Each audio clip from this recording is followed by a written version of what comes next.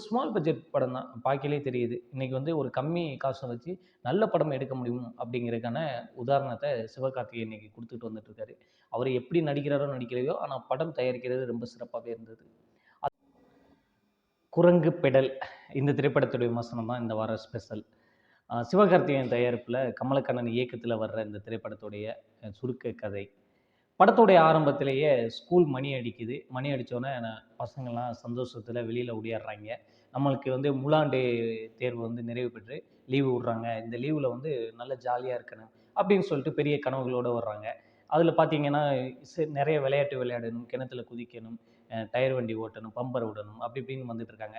அந்த லீவ்ல பார்த்தீங்கன்னா, சைக்கிள் கத்துக்கிறணும், நம்ம சைக்கிள் ஓட்ட கத்துக்கிறணும் அப்படிங்கிறங்காட்ட நிகழ்வு போயிட்டுருக்கு. அதில ஒரு பையன் பார்த்தீங்கன்னா, வாடகைக்கு சைக்கிள் எடுத்து கத்துக்கிறது. அன்னைக்கு வந்து 90 கிட்ஸு பசங்க அப்படிதான். மணிக்கணக்குல வாடகைக்கு விடுவாங்க. 1 மணி நேரம், 1 நாளு, 1 வாரம் அப்படின்னு சொல்லிட்டு. அந்த மாரி சைக்கிள் வாடகைக்கு எடுத்துலாம் கத்துக்கிற நிகழ்வுலாம் நடக்குது. அதுக்கப்புறம் கதையில் நடக்கக்கூடிய திருப்பம் என்ன? இதுதான் முழு திரைப்படத்துடைய கதை.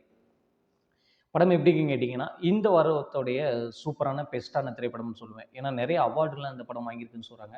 முக்கியமா சிவகார்த்திகேயனுடைய தயாரிப்புனாவே அப்படிதான் இருக்கு. இதுக்கு முன்னாடி வந்த கூழாங்கல்லா இருந்தாலும், அதுக்கு முன்னாடி கனா அப்படி இப்படின்னு வந்தாலும், அ சிவகார்த்திகேயனுடைய தயாரிப்புனாவே ஒரு ஸ்பெசிஃபிக்கா ஒரு டிஃப்ரெண்டான படமா இருக்குங்க. இந்த படம் எப்படின்னு கேட்டீங்கன்னா, இந்த படத்த பார்க்கையிலே தெரியுது ஒரு ஸ்மால் பட்ஜெட் படம் தான். எந்த அறிமுக நடிகர்களும் கிடையாது. ஒருத்தர தவிர காளி வெங்கட். இவர தவிர இந்த படத்துல ஒரு பெரிய அறிமுக முகம் எங்கேயுமே தென்படல. காளி வெங்கட் அவருடைய அருமையான நடிப்ப குடுத்துட்டாரு. அந்த படத்துல நடிக்கக்கூடிய பசங்களும் ரொம்ப பெற்ற நடிப்ப குடுத்திருந்தாங்க.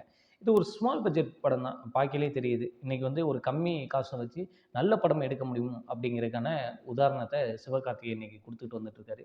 அவரு எப்படி நடிக்கிறாரோ, நடிக்கலையோ, ஆனா படம் தயாரிக்கிறது ரொம்ப சிறப்பாவே இருந்தது. அதை தாண்டி இந்த படத்துடைய இசை சிப்ரான் அ நல்ல ஒரு இசை தான். பிஜிஎம்லாம் ரொம்ப பெட்டராவே இருந்தது. இந்த படம் டியூரேஷன் 1 1/4 மணி நேரம் தான். பெரிய ஒரு போரிங்கான ஒரு கொண்டு போறதுக்கான டியூரேஷன் இந்த படத்துல கிடையாது. டெக்னிக்கல் டீமும் நல்லா இருந்துச்சு. விசுவலைசேஷன், ஃபோட்டோகிராஃபி அது போக டெக்னிக்கல் ஆர்ட் ஒர்க்கு, எடிட்டிங் இது எல்லாமே ரொம்ப பெட்டரா பண்ணியிருந்தாங்க. டப்பிங்குமே ரொம்ப பெட்டரா அந்த பசங்க பேசியிருந்தாங்க. பார்க்குறதுக்கு ரொம்ப ஒன்றி பார்க்குற மாட்டம் இருந்தது.